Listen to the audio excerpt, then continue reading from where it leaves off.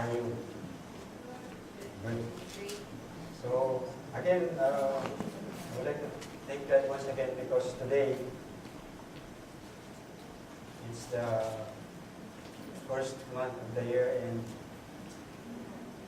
I will share with you again God's message through His Word. And I'm so blessed because through the years, God is using me as a way to convey His message to all of us, including myself. Because as you know, as I study the Word of God, I learned a lot of things that I myself need. So it's the first month of the year, and the theme of our monthly theme for this year, for the month of January, is a new beginning. It's a start over again. So the title of my message is A New Beginning with God.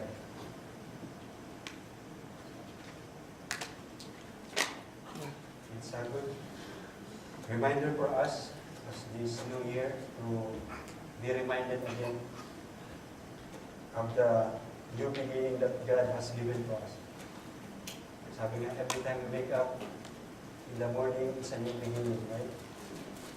But here we are so blessed because God has brought us to this year, 2017. Are you all awake? Yes. Amen. So we're all here. So God wanted us to be in 2017. Some of our brethren were not able to make it. But we are so blessed because God has still want us to do something for Him. Amen? Amen. In this message today, brothers and sisters, it's in the book of Ezra, in chapter 3. I picked this verse because it relates much about beginning. You know, there was a story in New York where there's a small office, and the owner went in the coffee shop, and then he saw his employee. And he said, "Why are you here?" And the employee said, "Oh, somebody's using the pen." So I went over. So that office, today, brothers and sisters, is one of the leading news magazine in the U.S. But it started in a very humble beginning. Can you imagine just the person they are borrowing from one another? So everything comes from a humble beginning. Just like the message that we have last December 25. Remember, our Lord Jesus Christ was born in a very humble place, an unknown place. We only know about it because post Easter, we know that it was Jesus, right? So that's why we know the place. But before, it's a very unfamiliar place. And this chapter, brothers and sisters, is about new beginning. Because it's about the story of how the people of Israel went back to their place, and some of the people who sat down the temple were they parang naip na awas sa sarili nila because the temple that they were building is not the same as the old one.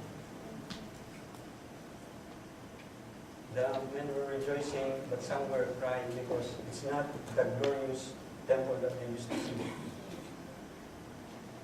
But God used this as a beginning to establish His people, to establish what was lost from the rubble.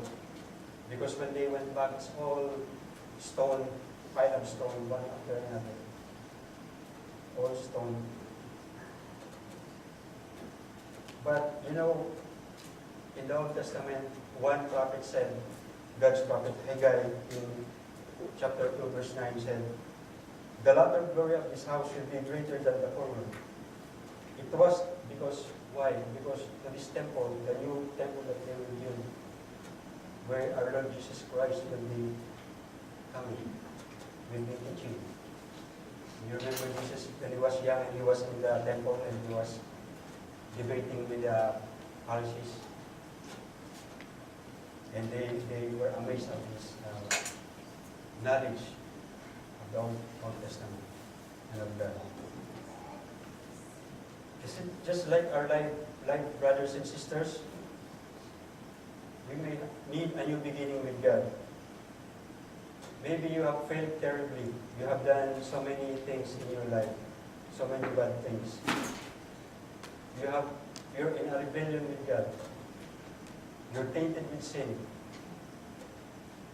Maybe you are a Christian who, after a while, drifted unti-unti nawala na sa fellowship and neglecting the things of God. Now you are far from Him.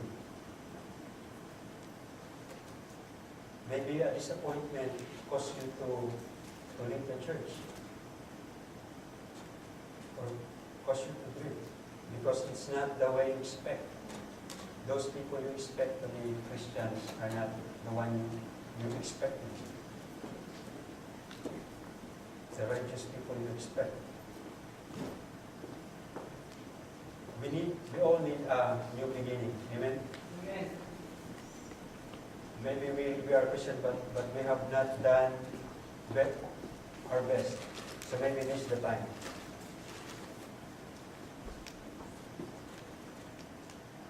Pero, posible ba yun? Is it possible, brothers, that we can have a new beginning?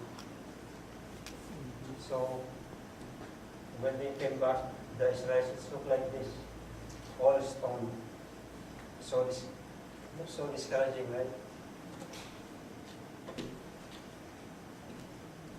For some people, it's the same as in real life, sa buhay natin. Diba? Some maybe don't want to risk another failure. So some may be hesitant. And some people, sometimes they realize that sabi nga, the idols of Babylon cannot satisfy their soul.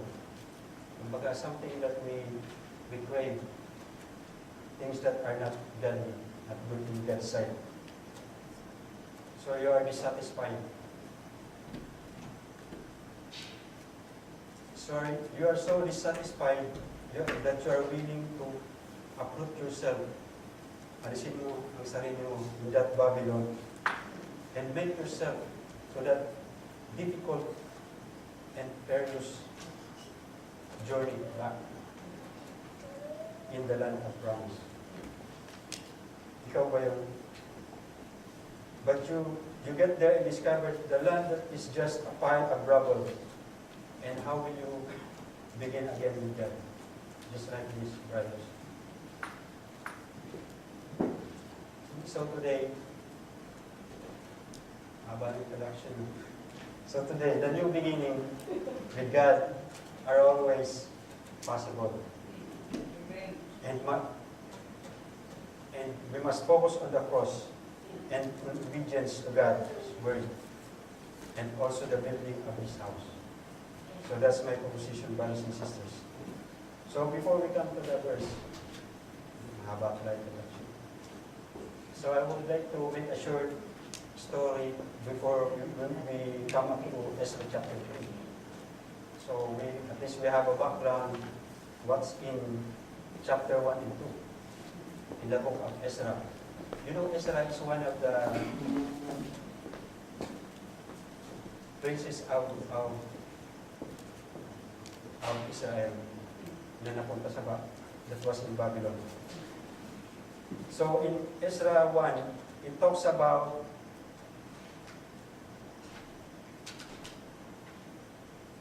when King Cyrus was inspired by God to allow the people of Israel to go back to Jerusalem. Kasi nandun sila sa Babylon, sa kingdom na yun. Bakit naging but naging king of Persia. Because the king of Babylon was conquered by the Persians. Ngayon, King Cyrus was the king, and he made an edict throughout the empire that all the Israelites will go back to Jerusalem. It was not the idea of Cyrus, but it is the idea of God. So that